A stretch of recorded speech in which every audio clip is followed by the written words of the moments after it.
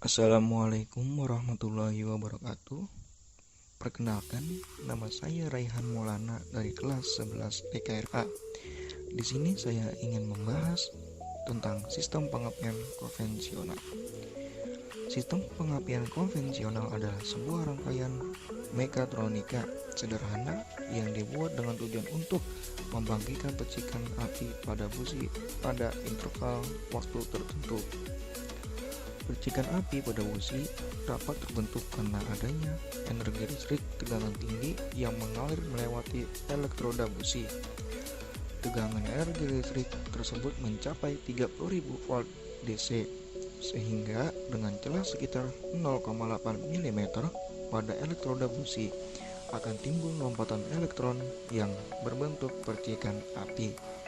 Namun, percikan api tersebut hanya diperlukan saat langkah usaha saja. Untuk itu, ada rangkaian pemutus arus yang akan mengatur waktu busi untuk mempercikan api, sehingga busi tidak selamanya menyala. Untuk lebih jelas, simak prinsip kerja pengapian konvensional ini. Cara kerja pengapian konvensional. 1. Saat kunci kontak. Cara kerja pengapian konvensional dimulai saat kunci kontak berada pada posisi on atau IGN. Ignition relay dan main relay akan aktif sehingga terdapat aliran arus listrik dari baterai ke ignition relay dan main relay. Arus dari relay mengalir ke ignition coil. Di dalam ignition coil terdapat dua buah kumparan, yaitu kumparan primer dan sekunder. Kedua kumparan tersebut memiliki input yang sehingga saat input dialiri arus listrik, kedua kumparan juga akan teraliri arus listrik. Sementara itu, kedua kumparan memiliki output yang berbeda. Kumparan primer memiliki output yang mengarah ke rangkaian pemutus arus, sedangkan kumparan sekunder memiliki output yang mengarah ke busi. Arus listrik yang mengalir rangkaian sistem pengapian hanya standby dan tidak ada perubahan tegangan pada koil karena belum ada pergerakan pada rangkaian pemutus arus, sehingga tidak ada menyala saat flywheel belum berputar. Yang kedua, saat posisi starter. Sistem pengapian akan bekerja pada saat flywheel diputar oleh sistem starter. Pada sistem pengapian konvensional terdapat rangkaian pemutus arus. Rangkaian ini terletak menyatu dengan rangkaian distributor dan memiliki komponen poros distributor yang terhubung dengan crankshaft mesin, sehingga saat mesin berputar, komponen ini juga ikut berputar sesuai RPM mesin. Di posisi distributor terdapat cam atau knob yang berjumlah sesuai dengan banyak silinder mesin. Saat cam berputar, cam atau knob ini akan menyentuh kaki platina yang mengakibatkan kontak poin terangkat dengan menyebabkan arus primer terputus. Yang ketiga, apakah terjadi saat arus primer terputus? Sebelumnya, terdapat aliran arus pada kumparan primer yang menyebabkan adanya medan magnet pada kumparan primer.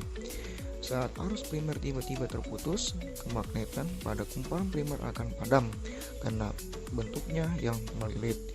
Medan magnet akan bergerak secara serentak ke bagian dalam sebelum menghilang. Di bagian dalam kumparan primer terdapat kumparan sekunder dengan jumlah lilitan mencapai 10 kali lebih besar. Akhirnya, medan magnet tersebut mengenai kumparan sekunder, sehingga tegangan pada kumparan sekunder meningkat drastis. Tegangan ini bersifat sekejap karena terjadi saat adanya pergerakan medan magnet dari arus primer yang berlangsung sekejap pula. Untuk itu, untuk mendukung prosesnya pengapian berlanjut, platina harus dapat memutus dan menghubungkan arus primer dengan timing yang tepat.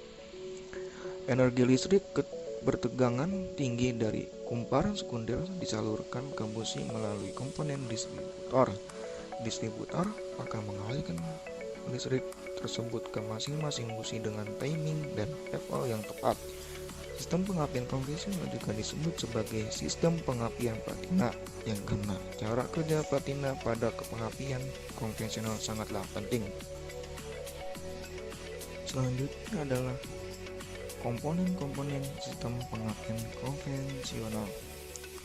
Untuk melengkapi pembahasan kita kali ini, kita perlu membahas juga tentang komponen yang berpengaruh pada sistem pengapian tipe konvensional. Komponen pada sistem ini masih didominasi oleh komponen mekanikal, yaitu yang pertama, baterai atau aki. Baterai atau aki berfungsi untuk menyediakan arus listrik pada sistem pengapian.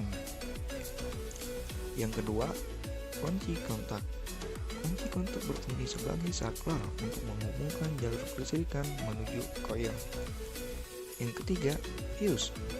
Fuse berfungsi sebagai pengaman rangkaian dari kelebihan arus. Yang keempat, ada relay. Relay bertugas menjembatani arus listrik dari aki untuk langsung ke koil tanpa melewati komponen lain. Yang kelima, ignition coil. Ignition coil berfungsi untuk melakukan induksi agar tegangan listrik bisa naik ke 20.000 volt. Yang keenam, platina. Platina berfungsi sebagai pemutus arus pada kumparan primer di dalam koil. Yang ketujuh, knob platina. Knob platina merupakan tonjolan yang akan mengatur kapan platina harus memutuskan arus primer koil. Yang kedelapan, kapasitor. Kapasitor komponen elektronika untuk menyerap percikan api pada celah platina. Yang kesembilan, distributor. Distributor merupakan komponen untuk membagi output listrik bertegangan tinggi dari koil ke 4 busi. 10. Kabel tegangan tinggi. Kabel tegangan tinggi kabel khusus yang dibuat untuk mengalirkan listrik bertegangan tinggi dari koil menuju busi. Yang ke-11, busi. Busi yaitu komponen yang akan mengubah listrik bertegangan tinggi menjadi percikan api. Ke-12, centrifugal advancer merupakan komponen untuk memodifikasi timing pemutusan arusan primer koil berdasarkan RPM mesin. Yang ke-13, vacuum advancer merupakan komponen untuk memodifikasi timing pemutusan arusan primer koil berdasarkan beban yang diterima mesin. Sekian video singkat dari saya, kurang lebihnya mohon maaf. Wassalamualaikum warahmatullahi wabarakatuh.